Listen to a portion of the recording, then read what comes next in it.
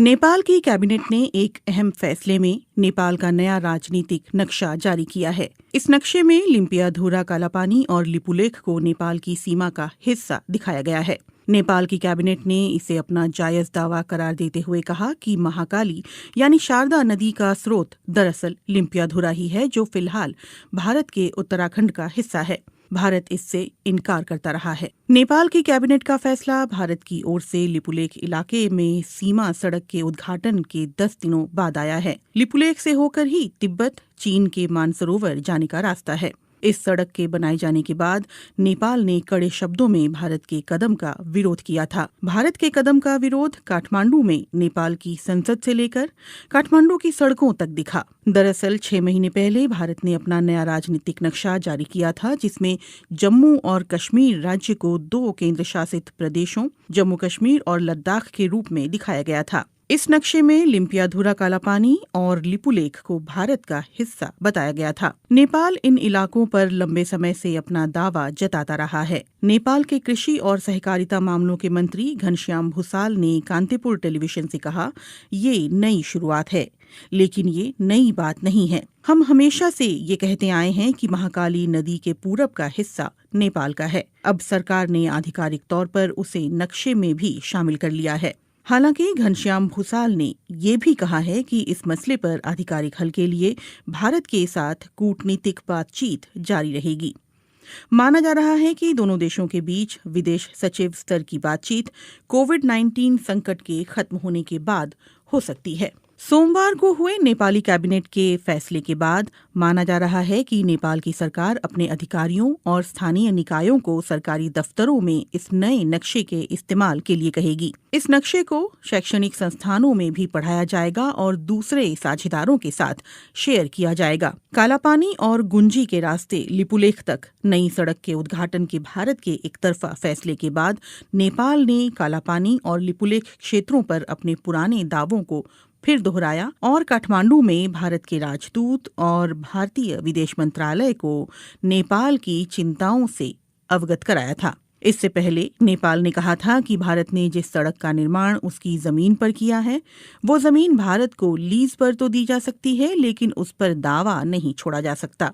बुधवार को लिपुलेख विवाद पर नेपाल के प्रधानमंत्री केपी शर्मा ओली ने एक सर्वदलीय बैठक बुलाई थी, जिसमें पूर्व प्रधानमंत्रियों ने भी हिस्सा लिया था। लिपुलेख वो इलाका है जो चीन, नेपाल और भारत की सीमाओं से लगता है। लिपुलेख में कथित अतिक्रमण के मुद्दे को लेकर नेपाल में भारत विरोधी प्रदर्शनों का सिलसिला भी जारी है। नेपाल के प्रधानमंत्री केपी शर्मा ओली की सरकार ने इस सिलसिले में भारत के समक्ष लिपुलेख इलाके पर नेपाल के दावे को दोहराते हुए कड़े शब्दों में कूटनीतिक विरोध दर्ज कराया है। उत्तराखंड के धारचूला के पूरब में महाकाली नदी के किनारे नेपाल का दारचूला जिला पड़ता है। महाकाली नदी नेपाल भारत की सीमा के तौर पर भी काम करती है। नेपाल सरकार का कहना है कि भारत ने उसके लिपुलेख इलाके में 22 किलोमीटर लंबी सड़क का निर्माण किया है। नेपाल ने पहले भी साल 2019 के नवंबर में भारत के समक्ष अपना विरोध जताया था। साल 2015 में जब चीन और भारत के बीच व्यापार और वाणिज्य को बढ़ावा देने के लिए समझौता हुआ था, तब भी नेपाल ने दोनों देशों के समक्ष आधिकारिक रूप से अपना विरोध दर्ज कराया था। भारत चीन के बीच हुए समझौते को लेकर नेपाल ने पहले भी साल 2019 के नवंबर में भारत के समक्ष अपना विरोध जताया था। साल 2015 में जब चीन और भारत के बीच व्यापार और वाणिज्य को बढ़ावा देने के लिए समझौता हुआ था, तब भी नेपाल ने दोनों देशों के समक्ष आधिकारिक रूप से अपना विरोध दर्ज कराया था। नेपाल का कहना है कि इस समझौते के लिए ना तो भारत ने और ना ही चीन ने उसे भरोसे में लिया, जबकि प्रस्तावित सड़क उसके इलाके से होकर गुजरने वाली थी। इस सप्ताह जब काठमांडू में भारत विरोधी प्रदर्शन अपने चरम पर थे, तो नेपाल ने बुधवार को एक और बड़ा फैसला किया। उसने पहली बार महाकाली नदी से लगे सीमावर्ती इलाके में आर्म्ड पुलिस फोर्स एपीएफ की एक टीम भेजी है। कालापानी से लगे छांगरू गांव में एपीएफ ने एक सीमा चौकी स्थापित की है। एपीएफ का ढांचा भारत के सशस्त्र सीमा बल और भारत तिब्बत सीमा पुलिस की तरह ही है। साल 1816 में हुई सुगौली की संधि पर दस्तखत के 204 साल बाद नेपाल ने आखिरकार 3 देशों की सीमा से लगने वाले अपने इस इलाके की सुरक्षा के लिए कदम उठाया है। 2 साल तक चले ब्रिटेन नेपाल युद्ध के बाद सुगौली की संधि हुई थी, जिसके तहत महाकाली नदी के पश्चिमी इलाके की जीती हुई जमीन पर नेपाल को अपना कब्जा छोड़ना पड़ा था। कालापानी विवाद के बाद इस सप्ताह लिपुलेख को लेकर काठमांडू में हुए विरोध प्रदर्शन और भारत नेपाल के कूटनीतिक घमासान से एक बार फिर दोनों देशों के संबंधों में खटास आ गई है। हालांकि विवाद के कुछ एक मुद्दों को छोड़ दें तो दोनों देशों के संबंध हाल के समय में तकरीबन मधुर ही रहे हैं। इसी महीने प्रधानमंत्री नरेंद्र मोदी और केपी शर्मा ओली ने कोविड-19 की महामारी के खिलाफ एकजुट रहने की प्रतिबद्धता जताई थी, लेकिन लिपुलेख में भारत के सड़क बनाने की घटना ने कई नेपालियों को नाराज कर दिया है। यहां तक कि प्रधानमंत्री केपी शर्मा ओली को ये स्पष्ट करना पड़ा कि नेपाल अपनी जमीन का 1 इंच भी नहीं छोड़ेगा। ऐसे में सवाल उठता है कि अचानक पैदा हुए लिपुलेख विवाद के कारण क्या भारत नेपाल मैत्री खत्म हो जाएगी? महाकाली नदी के उद्गम वाला ये पहाड़ी इलाका नेपाल के लिए इतना महत्वपूर्ण क्यों है? और ये सवाल भी उतना ही मायने रखता है कि लिपुलेख भारत के लिए भी रणनीतिक दृष्टि से इतना अहम क्यों है? नेपाल भारत संबंधों पर कई भारतीय विश्लेषकों का कहना है कि सभ्यता, संस्कृति, इतिहास और भूगोल की दृष्टि से कोई भी 2 देश इतनी नजदीकी नहीं रखते हैं जितने कि भारत और नेपाल हैं। लेकिन 1800 किलोमीटर लंबी सीमा पर दोनों देशों के दरमियान कभी न खत्म होने वाले कई सीमा विवाद भी हैं। दोनों देशों की सरहद ज्यादातर खुली हुई और आड़ी तिरछी भी है। हालांकि अब सीमा पर चौकसी के लिए सुरक्षा बलों की तैनाती बढ़ी है। मुश्किल इस बात को लेकर ज्यादा है कि दोनों देशों की सीमाओं का निर्धारण पूरी तरह से नहीं हो पाया है। महाकाली यानी शारदा और गंडक यानी नारायणी जैसी नदियां दोनों इलाकों में सीमांकन तय करती हैं। वहां मॉनसून के दिनों में आने वाली बाढ़ से तस्वीर बदल जाती है। नदियों का रुख भी साल दर साल बदलता रहता है।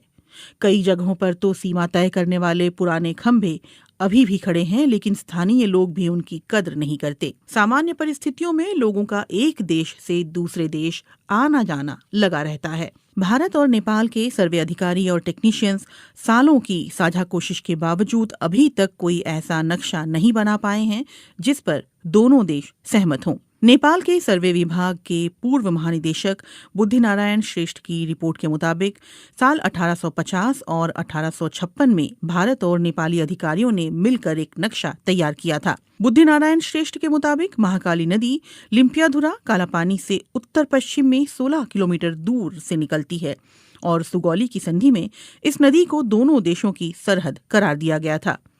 इसलिए इससे साबित होता है कि कालापानी नेपाल का हिस्सा है। लेकिन भारत इन नक्शों को सबूत के तौर पर स्वीकार करने से इनकार करता है। भारतीय पक्ष का कहना है कि इसकी जगह 1875 के नक्शे पर विचार किया जाना चाहिए, जिसमें महाकाली नदी का उद्गम कालापानी के पूर्व में दिखलाया गया था।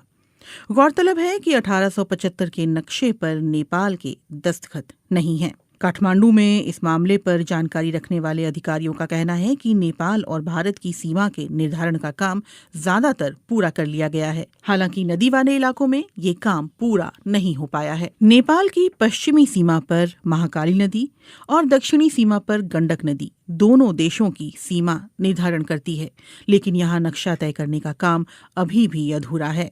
दोनों देशों के सर्वे अधिकारी और टेक्नीशियंस महाकाली और गंडक नदी पर सीमांकन के बिंदुओं के निर्धारण पर सहमत नहीं हो पा रहे हैं, क्योंकि नदियों के बहाव की दिशा बदलती रहती है। इन नदियों का रुख बीते दशकों में लगातार बदलता रहा है। लिपुलेख का विवाद ऐसे ही इलाके से जुड़ा हुआ है। नेपाल का कहना रहा है कि लिपुलेख पर्वत महाकाली नदी के पूर्व में स्थित है, जिसकी वजह से कुदरती तौर पर ये इलाका नेपाल का हिस्सा बन जाता है, और ये बात सुगौली की संधि में भी साफ तौर पर कही गई है। एनसाइक्लोपीडिया ब्रिटानिका के अनुसार सुगौली की संधि से ब्रिटेन नेपाल युद्ध की औपचारिक तौर पर समाप्ति हुई थी।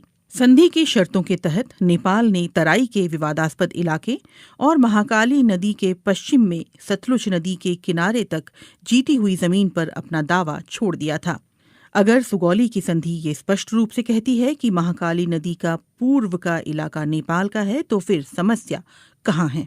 नेपाली इतिहासकारों और सर्वे अधिकारियों का कहना है कि दोनों देशों के बीच गलतफहमी इस बात को लेकर है कि महाकाली नदी का उद्गम स्थल कहाँ है और विवाद की जड़ यही है। इसीलिए सवाल उठता है कि महाकाली नदी कहाँ से निकलती है, लिम्पियाधुरा की पहाड़ियों से या फिर लिपुलेख से। गुंजी गांव के पास जहां लिपुलेख जाने वाली सीमा सड़क बीते शुक्रवार खोली गई थी, वहां 2 छोटी नदियां आकर मिलती है। एक धारा दक्षिण पूर्व के लिम्पियाधुरा की पहाड़ियों से निकलकर आती है, तो दूसरी धारा दक्षिण में लिपुलेख से आती है। नेपाल के विशेषज्ञ और अधिकारियों का कहना है कि महाकाली नदी लिम्पियाधुरा से निकलकर उत्तर पश्चिम में भारत के उत्तराखंड की ओर बढ़ती है, लेकिन इसके ठीक उलट भारतीय पक्ष का कहना है कि महाकाली नदी का रुख नेपाल की ओर उत्तर पूर्व में है। उनका कहना है कि लिपुलेख से निकलने वाली जलधारा ही दरअसल महाकाली नदी का स्रोत है और इसी से दोनों पड़ोसी देशों की सीमाओं का निर्धारण होता है। 8 मई को लिपुलेख के लिए सड़क मार्ग खोले जाने के बाद आई नेपाल की कड़ी प्रतिक्रिया पर भारत ने इस फैसले का बचाव करते हुए कहा कि किसी भी नेपाली क्षेत्र का अतिक्रमण नहीं किया गया है और ये सीमा सड़क कैलाश मानसरोवर की पारंपरिक धार्मिक यात्रा के रूट पर ही बनाई गई है। लेकिन नेपाली इतिहासकारों, अधिकारियों और जहां से भारत ने 8 मई को लिपुलेख जाने वाली सड़क का रास्ता खोला है, यानी गुंजी गांव के लोगों का ये कहना है कि नेपाली पक्ष के पास इस बात को लेकर पर्याप्त सबूत हैं कि सुगौली की संधि के अनुसार लिपुलेख और उस इलाके के कई गांव नेपाली क्षेत्र में आते हैं। विवाद दूसरे इलाकों को लेकर भी है। नेपाल की सरकार लगातार इस बात पर जोर देती रही है कि लिपुलेख और गुंजी गांव के अलावा भारत ने महाकाली नदी के उत्तर में उससे लगे कई इलाकों पर भी अपना कब्जा कर रखा है, जिसमें कालापानी भी शामिल है। कालापानी में भारत चीन युद्ध के दौरान 1950 में आईटीबीपी ने अपनी चौकी स्थापित की थी। इसके अलावा सुदूर पश्चिम में स्थित लिम्पियाधुरा को लेकर भी दोनों देशों के बीच विवाद है। वहीं नेपाल की राष्ट्रीय राजनीति में 3 दशक से भी ज्यादा समय से महाकाली कालापानी का मुद्दा उठता रहा है। नेपाल के सर्वे विभाग के अधिकारियों का कहना है कि लिपुलेख और कालापानी हिमालय क्षेत्र के सुदूर इलाके हैं जहां पहुंचना बहुत मुश्किल है और वहां कोई इंसानी आबादी नहीं रहती। यही वजह है कि नेपाल ने वहां सीमा सुरक्षा चौकी स्थापित नहीं की। अधिकारी ये भी कहते हैं कि सुगौली की संधि के अलावा नेपाल के पास और भी सबूत हैं, जिनमें संधि पर दस्तखत से पहले ब्रितानी अधिकारियों को लिखी चिट्ठी और उस दौर के दस्तावेज शामिल हैं। नेपाल कालापानी और गुंजी के स्थानीय लोगों की मालगुजारी रसीद और नेपाली मतदाता होने का पहचान पत्र भी सबूत के तौर पर दिखा रहा है। इसके अलावा साल 1908 में मानसरोवर की यात्रा करने वाले भारतीय संत योगी भगवान श्रीहंस और 30 और 40 के दशक में वहां जाने वाले स्वामी प्रणवानंद ने भी अपने यात्रा संस्मरणों में लिपुलेख के दक्षिण में छांगरू गांव में नेपाली सुरक्षा कर्मियों की मौजूदगी के बारे में विस्तार से लिखा है। कई नेपाली अधिकारियों और पत्रकारों ने बीते दशकों में कालापानी की यात्रा के बाद वहां के स्थानीय लोगों के पास मौजूद उनके नेपाली दस्तावेज इकट्ठा किए हैं। इनमें लिपुलेख से लगे गुंजी गांव और कालापानी के आसपास के गांव भी शामिल हैं। भारत नेपाल के दावे को खारिज करता रहा है। काठमांडू में भारतीय दूतावास और उसके विदेश मंत्रालय ने अपनी तरफ से माहौल शांत करने की कोशिश करते हुए कहा है कि दोनों देशों के विदेश सचिव स्तर की वार्ता में इन मुद्दों पर बात की जाएगी। नेपाल में संसद से सड़क तक भारत विरोधी नारे गूंज रहे हैं और इसके बावजूद कालापानी और लिपुलेख को लेकर दोनों देशों के बीच छिड़ा विवाद सुलझता हुआ नहीं दिख रहा।